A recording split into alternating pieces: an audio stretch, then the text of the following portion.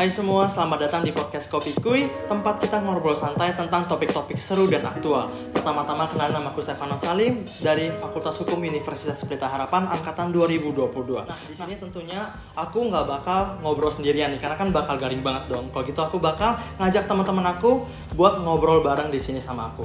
Pertama-tama aku bakal memperkenalkan dulu teman aku yang namanya Kak Igede Oka Kertiasa, biasa dipanggil Oka. Nah, Oka ini merupakan mahasiswa dari Fakultas Hukum Universitas Atmajaya, dan Kak Oka ini merupakan anggota dari Amnesty International Indonesia dan merupakan CEO Initiator Campaign and Communication Staff Social Justice Indonesia. Mari langsung saja kita sambut Kak Igede Oka Kertiasa.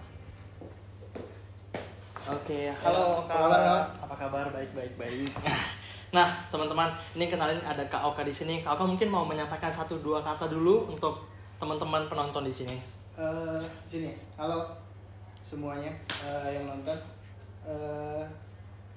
Salam kenal, mungkin yang belum kenal.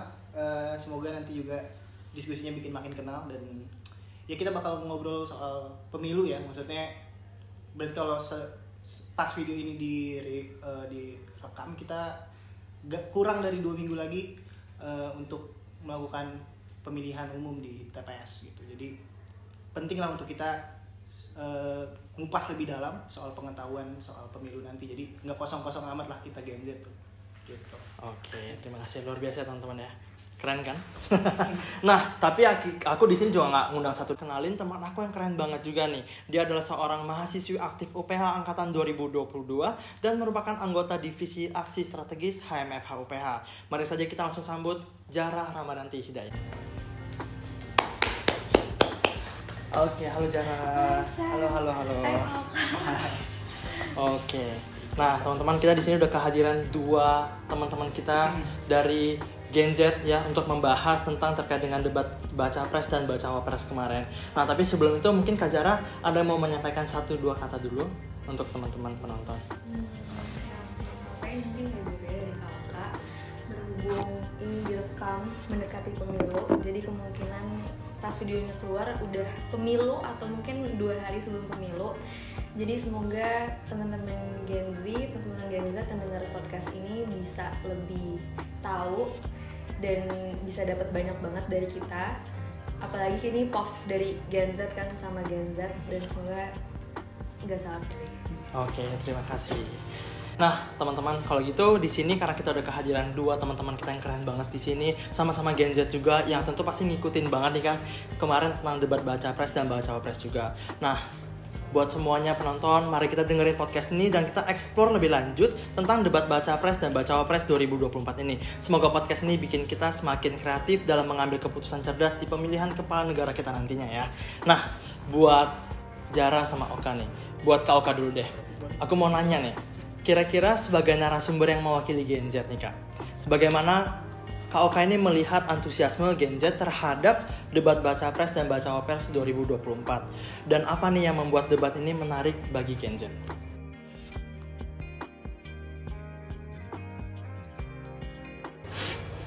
Oke, pertama sebenarnya debat capres dan cawapres itu kan sebenarnya sesuatu yang memang harus dilakukan ya. Jadi setiap pemilu itu memang harus ada debat capres dan cawapres yang diselenggarakan oleh KPU gitu, di undang-undang pemilu ini ada. Jadi memang ini adalah event yang bukan hanya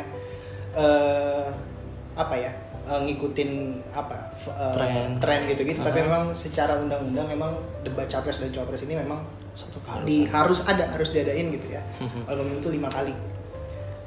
Bahkan formatnya juga diatur tuh di undang-undang, ada debat capres, cawapres. Makanya kan kemarin sempat ada gonjang-ganjing sedikit ya, kayak wacana gak ada debat capres dan cawapres. Karena apa? Karena debat capres dan cawapres ini jadi penting karena kita bisa membedah kemudian si capres dan cawapres yang ingin memimpin kita dalam tanda kutip ini apa sih di dalamnya. Kita bisa menguliti mereka, mulai dari gimana mereka membahas atau visi misi gitu, membahas visi misi mereka sampai membahas masalah-masalah yang ada, kemudian juga bahkan beretika.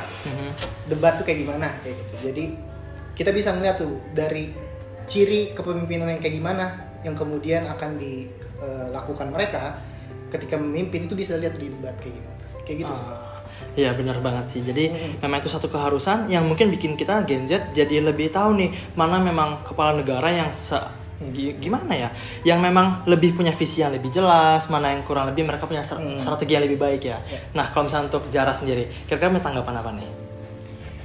Mungkin selain wajib dan sempat diatur cekcok segala macam, ini juga menurut aku selain ngelihat cawapres dan wapresnya, kita juga bisa ngelihat dari kesiapan KPU itu sendiri. Kan kayak sempat ada isu di mana pas waktu debat pertama tuh kita nggak pakai podium. Jadi kita disitu melihat kayak kesiapannya gimana sih untuk pemilu tahun depan, dan mayoritas itu kan Gen Z ya yang milih. Jadi ini sebenarnya juga challenging buat kita sebagai Gen Z, tapi juga challenging buat si paslonnya ini, karena kan harus nyesuaiin kita gitu loh. Iya, benar banget. Jadi lebih menarik aja sih, karena sasaran audiens atau masyarakatnya tuh juga udah beda. Kayak kita juga bisa ngelihat dari visi misinya mungkin, atau kayak kampanye yang mereka lakuin. Misalnya salah satu paslon ada yang ngelakuin kayak ngomong di depan di forum gitu ya kan. Itu juga menurut kita sebagai Gen Z sama lebih menarik kan, lebih open gitu.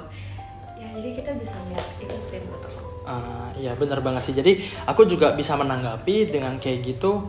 Kurang lebih Gen Z itu sekarang mungkin sasaran dari masing-masing paslon tuh mungkin udah beda ya. Karena ini pertama kalinya juga ya katanya pemilihan dimayoritasi oleh kaum muda seperti kita gini kan. Jadi kurang lebih ya mungkin ini jadi tantangan baru buat mereka. Jadi sasarannya juga pastinya mereka kan usianya juga udah terpaut jauh sama kita. Jadi mereka harus mikirin banget nih kurang lebih butuhnya apa, emang kita kayaknya strateginya gimana dan segala macam.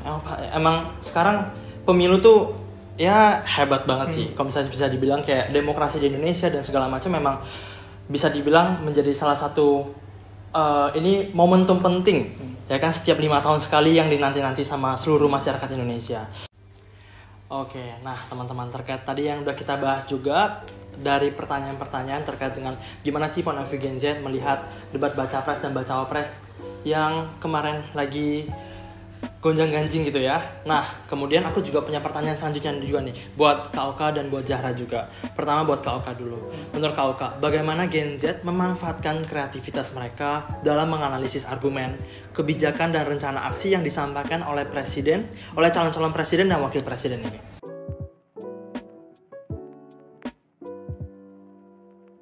Oke, gue akan bahas rada dalam ya. Pertama, susah untuk kita menganalisis secara kreatif ketika kemudian kemasan debatnya itu sendiri sebenarnya rada kurang kreatif. Kenapa? Karena debat KPU tadi udah diformatin dan segala macam, dan kita tahu banyak keterbatasan di situ. Ya tadi dari kesiapan itu satu hal, tapi kemudian format debatnya pun harusnya bisa lah kemudian jadi lebih fleksibel, lebih terbuka dan segala macam. Tapi kenyataannya adalah ya kita juga tahu, misalnya bahkan ada jurnalis kayak Najwa Shihab menawarkan format debat yang lebih terbuka, yang lebih kemudian lebih mendalam gitu soal menggali si capres dan cawapresnya ini. Sayangnya debat capres dan cawapres sekarang ya, kita bahas sekarang, itu masih juga kurang nih soal kreativitas, soal keterbukaan secara debat. Jadi apa yang mereka sampaikan si capres dan cawapresnya ini juga tidak mendalam, jadi cuma permukaan-permukaan aja. Padahal sayang sekali, karena topik-topik debat ini menurut gua lumayan krusial. Karena kita semua punya masalah itu, masalah HAM misalnya. Terus kemarin terakhir debat cawapres masalah lingkungan. Itu Indonesia punya banyak masalah soal HAM. Kita tahu banyak pelanggaran HAM yang terjadi. Kemudian banyak pelanggaran HAM masa lalu juga yang masih belum dituntaskan. Lalu lingkungan sama gitu. Bahwa bahkan di lingkungan kita bisa berefleksi demokrasi kita tuh sampai mana. Karena demokrasi kita saat ini menurut gua hanya seremonial. Kenapa seremonial? Jadi cuman kita seolah merayakan demokrasi hanya pada saat pemilu, tapi kemudian hak-hak berpendapat kita menurun. Banyak survei dari lembaga atau organisasi hak asasi manusia, kebebasan demokrasi itu menjelaskan bahwa ada kemerosotan demokrasi, ada reduksi terhadap kebebasan berpendapat, kebebasan berekspresi, kayak gitu. Benar banget. Nah, kayaknya di sini obrolannya udah mulai memanas ya. Ya gak sih? Jadi kalau gitu kan boleh langsung tanggapin aja sama Zara coba. Aku setuju banget. Kayaknya nggak usah contoh konkret seperti Ana atau apa, mungkin itu bisa melihat kayak abis capres atau ketika abis debat atau ketika debat berlangsung, media sosial pasti ramai banget, Twitter gitu-gitu. Dan ketika sedikit komentar atau komentar publik sedikit aja menyinggung atau terkesan kasar banget, itu pasti nggak lama langsung di take down.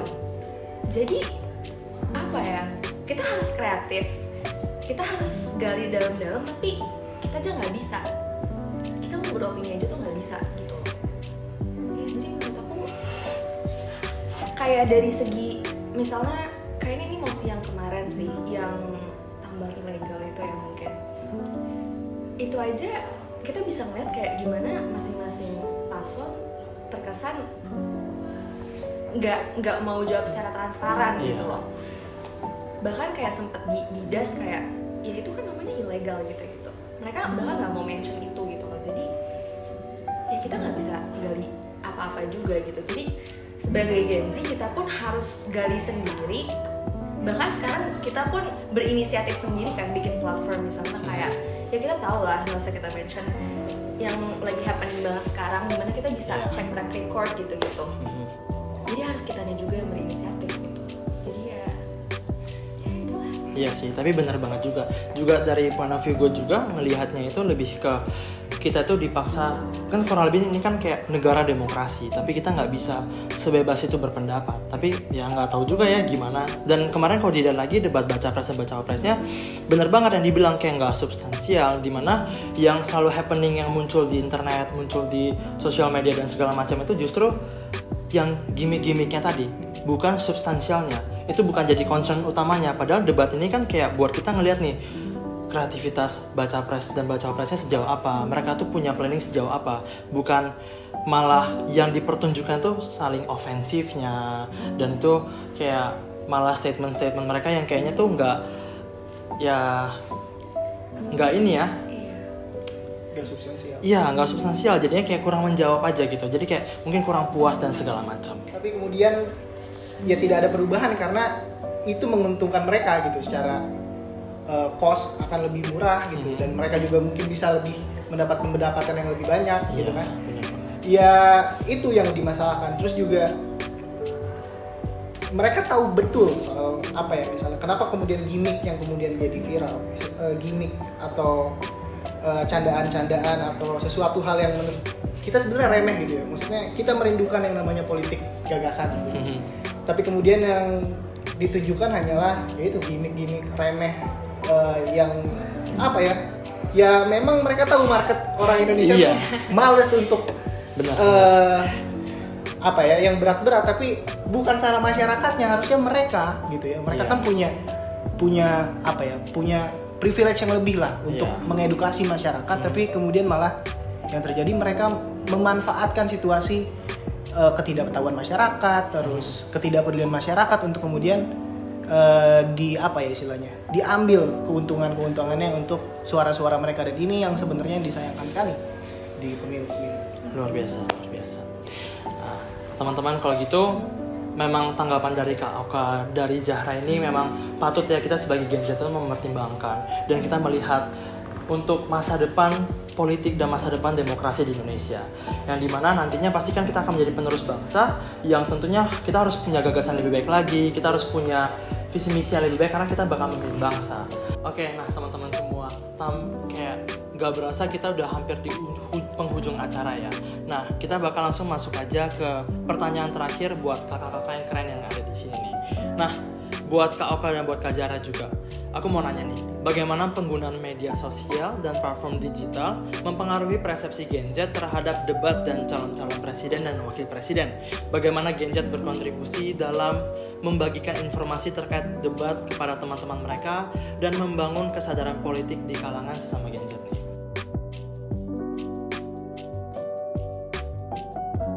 Zahra dulu deh, kan gue dari dulu. Iya, Zahra dulu.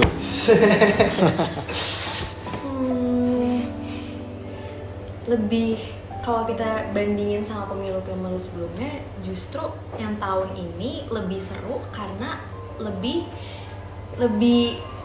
heboh, lebih open, lebih banyak gonjang-ganjing, bisa tahu pendapat semua orang, dan semua orang lebih nggak takut buat ngomong, apalagi kita mahasiswa. Dan menurut aku pribadi kayak lebih ada inisiatifnya, lebih kreatif. Kayak aku tadi sempat singgung, kita bahkan bikin platform sendiri, kita sama-sama bantu satu sama lain. Ayo dong, kita lebih ada nih inisiatifnya, lebih pengen tahu, jangan tondit gitu kan. Ya menurut aku jadi Gen Z justru memperseru, dan justru ini bikin calon presidennya ini juga jadi lebih takut gak sih? Kayak kita lebih aware loh, kita lebih open minded, kita lebih berani. Jadi menurut aku, kalaupun ada diskusi antar teman, ya itu tadi, kita langsung aja ngomong kayak, menurut gue kayak gini-gini, menurut gue kayak gini-gini, saling tukar pikiran. Bahkan ya gak ada inilah gitu. Benar sih, itu malah jadi bumbu-bumbu demokrasi kita kali ini ya. Jadi bumbu-bumbu pemilu kita kali ini, yang dimana kan dulu sebelumnya mungkin kita nggak banyak andil karena kan kita belum merasakan namanya boleh ikut pemilu segala macam. Dan kali ini kita pertama kalinya banyak banget anak-anak muda kayak kita dapat andil buat milih calon pemimpin negara kita. Nah, kalau misalnya buat Kalka sendiri, gimana nih tanggapannya? Ya, kalau dari gue sih sebenarnya, kalau kenapa kemudian di sosial media mempengaruhi perspektif kita sebagai Gen Z gitu, karena pengguna media sosial di Indonesia itu salah satu yang paling banyak di dunia gitu. Iya. Itu paling banyak, ada ratusan juta orang yang main media sosial gitu. Itu satu. Kemudian Gen Z tadi udah sempat bilang sama Zara bahwa tahun ini voters turnover, kalau orang-orang survei itu ngomongnya voters turnover, itu yang paling banyak ya dari umur-umuran kita nih.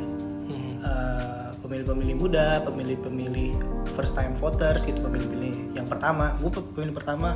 Lu udah pernah pilih belum? Sebelumnya udah pernah. Oh, udah pernah. Ya mungkin sebagian besar di sini pemilih yang pemula gitu ya.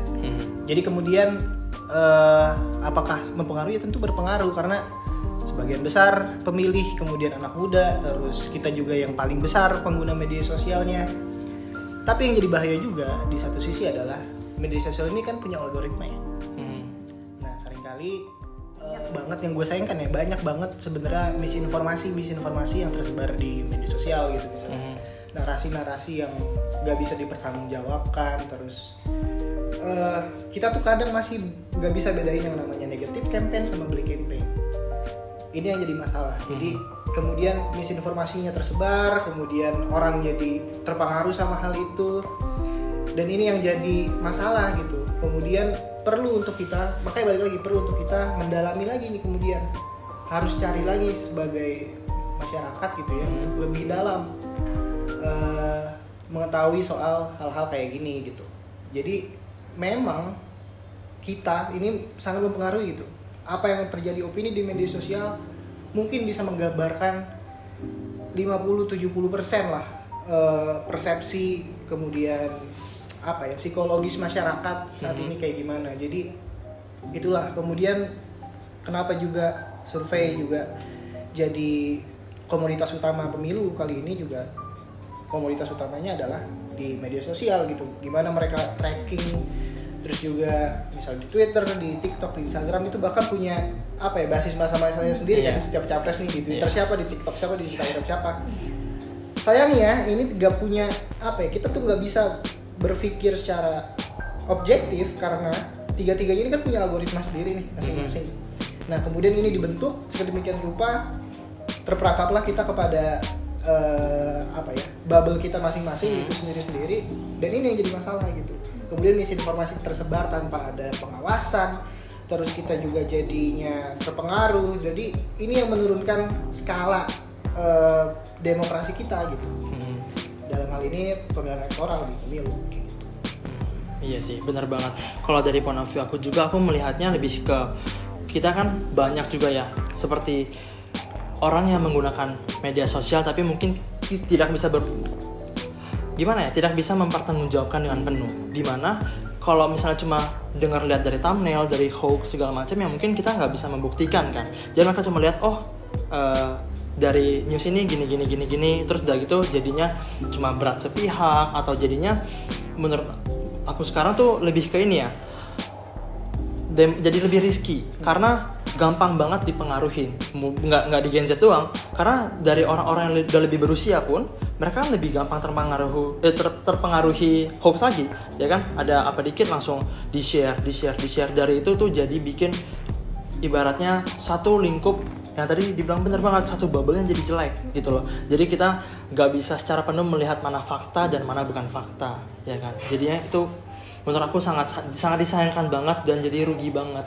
Dan makanya di sini kita juga berharap kita semua di sini, tujuan kita di sini buat semua penonton tuh lebih bisa cerdas dan lebih bisa melihat lagi nih, lebih bijak dalam memilih, lebih bijak dalam nanti kalau misalnya ada news gitu-gitu ya, lebih ya benar lebih bijak lagi, enggak lebih kritis lagi, enggak cuma ada thumbnail begini. Jangan ngerasa cukup. Iya, jangan merasa cukup. Jadi jangan ada thumbnail ini, begini nih langsung ambil statement. Jadi kan itu terkesan jadi kita gampang banget dipengaruhi dan tidak ini ya.